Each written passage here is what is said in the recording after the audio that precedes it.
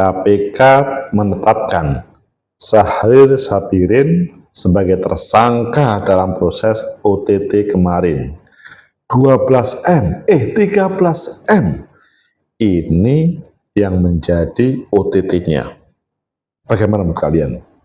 Apakah ini masih terjadi di mana-mana? Kebetulan Syahrir Sabirin yang menjadi tersangka ditangkap, atau ya ini hanya sebuah kasus saja dan di tempat lain tidak terjadi?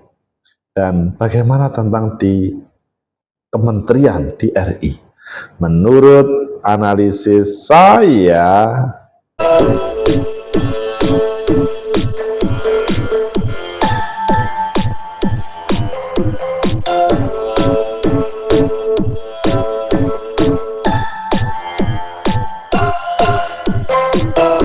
Assalamualaikum warahmatullahi wabarakatuh. Salam sejahtera untuk kita semua. Pecinta masa depan negeri, tegakkan kebenaran, lawan ketidakadilan.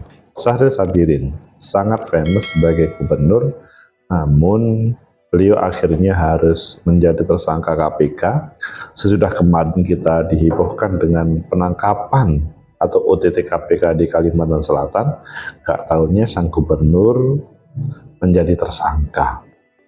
Bagaimana sih sebetulnya yang terjadi, dan apakah 12-13M itu masih kecil, ada yang belum terungkap, atau ayo kita baca di beberapa media selanjutnya nanti kita kupas. Apakah ini juga hanya terjadi di Kalimantan Selatan saja, atau di provinsi, kabupaten, kota lain, bahkan terjadi di level pusat, atau ya ini memang kenakalan Syahrir Sabirin saja. Pertama kita baca di antara Gubernur Kalsel Syahrir Sabirin Nurjadi tersangka suap 12 miliar. Oh, ini 12 miliar. Tapi tadi di tempat lain 13 miliar. Kemudian di CNN, KPK tetapkan Gubernur Kalsel Sabirin Nur tersangka kasus suap. Oh, suap apa kiranya? Kemudian kita lihat di jpnn.com, nilai OTT KPK di Kalsel hampir setengah kekayaan Sabirin Nur alias Paman Birin. Oh, sebenarnya tidak masuk akal ya. Kemudian yang terakhir adalah di Tempo, Detik, KPK pamerkan kardus-kardus berisi Rp13M terkait kasus suap Gubernur Kalsel. Kalian pilih yang mana? Oke, kita pilih yang CPNN, jarang-jarang kita membaca dan nanti kita kupas dengan gabungan dengan yang lain. Nilai OTT KPK di Kalsel hampir setengah kekayaan Sabirin Nur alias Paman Birin. CPN, tim Komisi Pemberantasan Korupsi, dikabarkan mengamankan Gubernur Kalimantan Sabirin Nur dalam operasi tangkap tangan pada Minggu. Dalam OTT kali ini, tim KPK juga mengenakan uang bergepok-gepok. Patut diduga salah satunya diamankan adalah Gubernur Kalsel, kata Wakil Ketua KPK. Dan dilanjutkan, ini kan yang kemarin, kita lanjutkan di Detik. KPK pamerkan kardus-kardus berisi 13M terkait kasus-kasus Kalsel, dan yang ada di CNN baru ini tersangka. KPK tetapkan Gubernur Kalsel Sabirin Nur tersangka kasus suap. KPK Komisi Pemberantasan Korupsi menetapkan Gubernur Kalimantan Selatan Sabirin Nur sebagai tersangka kasus dugaan suap dan gratifikasi. Kasus ini terbongkar mulai operasi tangkap tangan OTT yang dilakukan tim KPK pada Minggu lalu. Pimpinan KPK beserta jajaran penindakan telah melakukan ekspos pada hari Ahad sekitar pukul 10 malam, ujar Wakil Ketua KPK Nur Gufron dalam jumpa pers. Telah ditemukan bukti permulaan yang cukup terkait dengan tindak pidana korupsi berupa penerimaan hadiah atau janji oleh penyelenggara negara atau yang mewakili di Provinsi Kalimantan Selatan tahun 2024-2025 dan setuju untuk dinaikkan ke tahapan penyidikan terhadap SHB, Gubernur Kalimantan Selatan.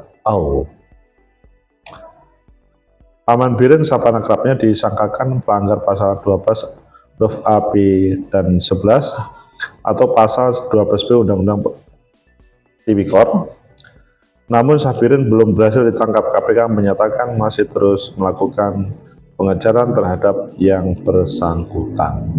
Sampai dengan saat ini penyidik masih terus berupaya mengamankan pihak-pihak lain yang bertanggung jawab terhadap peristiwa pidana itu, kata Gufron.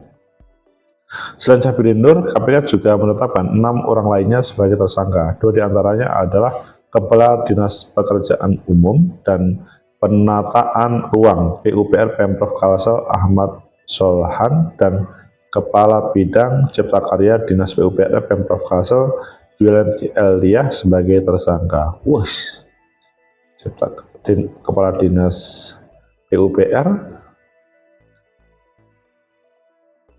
Lembaga anti risuah menangkap total 6 orang dalam OTT di Kalsel pada Minggu. Mereka terdiri dari 4 orang penyelenggara negara dan 2 orang pihak swasta. Tim penindakan KPK mengamankan barang bukti awal berupa uang lebih dari 10 miliar. Kasus yang sedang diusut tersebut berkaitan dengan pengadaan barang dan jasa. Biasa perkara PBJ, pengadaan barang dan jasa, persekongkolan penunjukan pelaksana proyek dengan permintaan sejumlah fee oleh penyelenggara negara menjadi praktek yang lazim dalam PBJ, kata Alexander Marwata. Jadi ini sudah menjadi tersangka, dan selanjutnya ini kan memang proses awalnya dari temuan, kemudian di antara tersangka, penyidik KPK menetapkan tersangka Gubernur Syahri Sabirin dengan penyuapan 12,1 miliar dan 500 dolar Amerika Serikat. Oh, mengapa 13 miliar, 12,1 miliar, dan 500 dolar Amerika Serikat? Wakil Ketua KPK Nur Gufron saat konferensi pers melalui siaran langsung YouTube KPK mengatakan CHP juga menerima fee sebesar 5% dari jumlah proyek pembangunan pada Dinas PUPR Provinsi Kalimantan Selatan. Gufron menuturkan pada tersangka diduga melanggar pasal 5 ayat 1 huruf A, B, pasal 13 Undang-Undang dan selanjutnya. Gufron menyatakan penyidik KPK masih berupaya mengamankan beberapa pihak terlibat dalam bertanggung jawab. Selain itu KPK menetapkan tersangka terhadap Sol, Kadis PUPR Kalimantan Selatan, Yul, Kabid Cipta Karya PUPR, AMD Pengurus Rumah Tahfidz Darussalam O. Boleh juga Rumah Tahfidz Darussalam FEB, PLT Kepala Bagian Rumah Tangga Gubernur Kalsel, YUD swasta dan AND swasta. Pecinta masa depan negeri, tegakkan kebenaran, lawan ketidakadilan. Itulah yang terjadi yang ramai di Kalimantan Selatan kemarin. Gak taunya Sabirin Nur, Paman Birin, menjadi salah satu tersangka dari 12,1 miliar plus 500 dolar Amerika Serikat. Ya, sekitar 13 miliar. Bagaimana menurut, apakah ini kasus kecil yang terjadi di mana-mana, atau yang memang ini satu-satunya dan di pemerintahan pusat tidak ada? Dan mengapa ini terjadi? Menurut analisis saya, pertama, ini terlihat mata ya bahwa 27 November yang akan terjadi pilkada itu orang-orang yang sudah tidak bisa maju lagi itu akan memanfaatkan, atau mereka yang pengen amunisi politik itu selanjutnya memanfaatkan cara-cara serius. Di sini ada kong kali kong antara politisi sama birokrat. Jadi politisi yang selanjutnya menjadi eksekutif karena terpilih menjadi gubernur atau di tempat lain, kemudian dia menyiapkan semuanya. Memang uang itu dari pihak ketiga cukup 5 miliar, untuk 5 miliar, 5% dari nilai proyek, selanjutnya nilainya 13 miliar. Itu kan tidak main-main, 13 miliar. Dan selanjutnya menjadi atau mau diapakan, ya ini perlu tahu selanjutnya. Tapi biasanya kalau ada proses politik dan sang petahana ingin terlibat, maka dia misalkan terlibat secara pribadi, maka untuk membiayai politiknya. Tetapi kalau tidak, maka akan berhubungan dengan salah satu calon. Tetapi yang terjadi di sini memang belum dijelaskan. Sehingga ini terlihat mata di salah satu provinsi Kalimantan Selatan terjadi. Tentunya tidak semua provinsi, tidak semua kabupaten kota seperti ini, tapi pasti ada di provinsi lain yang serupa. Hanya sampai hari ini belum terungkap. Jadi ya kita ikuti saja perkembangannya, apakah nanti akan merembet. Tapi ini adalah hasil kerja baik antara pihak-pihak yang kong kali kong untuk melaksanakan korupsi, membahayakan untuk negeri. Kemudian yang kedua, mengapa ini terjadi? Ini karena, kalau menurut saya terjadi karena memang proses politik membutuhkan anggaran besar. Di sisi yang lain, masyarakat kita belum sejahtera, belum well educated, sehingga politik uang bisa menjadi salah satu yang ditampilkan, dikedepankan oleh calon. Loh, ini kan ketika melihat Maman Sabirin, itu tidak ada hubungan dengan itu. Sekali lagi, bahwa bisa saja sebagai calon secara langsung, bisa saja sebagai tim, atau bisa saja pokoknya bisa menjadi bagian dari proses pemenangan. Intinya, yang terjadi di Kalimantan Selatan ini bisa menjadi pembelajaran supaya tidak terjadi di tempat lain. Karena apapun pasti akan terdeteksi oleh para tim. Mengapa ini terjadi? Ya karena ketamakan para elit kita. Suasana politik juga mendukung mengarah ke sana. Penegak hukum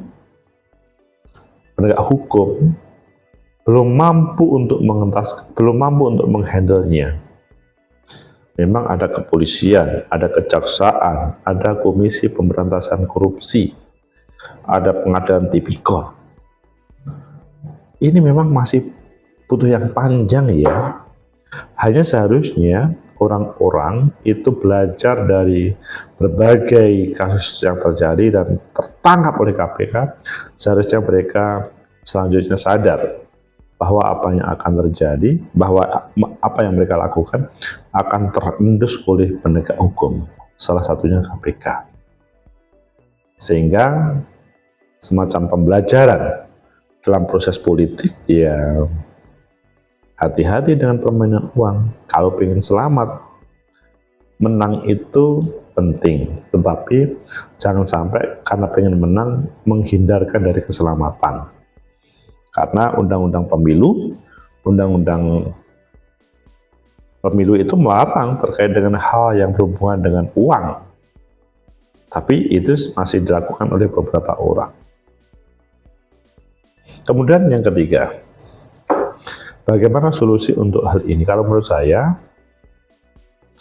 mumpung masih 50 hari lagi atau 49 hari lagi menuju Pilgub, Pilwali, Pilihan Bupati, maka seharusnya pada kesempatan ini, melalui colong ini, supaya para calon memahami bahwa sebagai pemenang itu penting.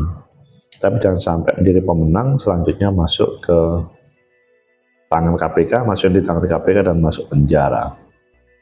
Sangat malu kita sebagai pejabat kemudian masuk penjara. Sangat naif ketika kita menjadi pejabat kemudian langsung dimiskinkan oleh negara kita. Sangat berbeda terkait dengan apa yang menjadi tujuan awal membangun daerah. Pecinta masyarakat negeri, tegakkan kebenaran, lawan ketidakadilan. Semoga ini sebuah pembelajaran kepada semuanya sebagai calon gubernur, calon bupati, calon wali kota di seluruh tempat, supaya tidak terulang. Jadi permainan politik uang itu lebih baik dihindari supaya ya tidak mudah ditangkap KPK. Bukan tidak mudah kemudian menggunakan cara untuk tidak mudah ditangkap KPK, menghindari politik uang, menghindari tema-tema yang menghadirkan uang. Semoga ini disadari semuanya, sehingga nanti terpilih seorang gubernur, bupati, wali kota yang sesuai dengan aspirasi dan tanpa politik uang. Apakah bisa? Tentu bisa. Meskipun tidak semuanya, tetapi harus kita awali. Like, subscribe, comment, and share. Sampai jumpa.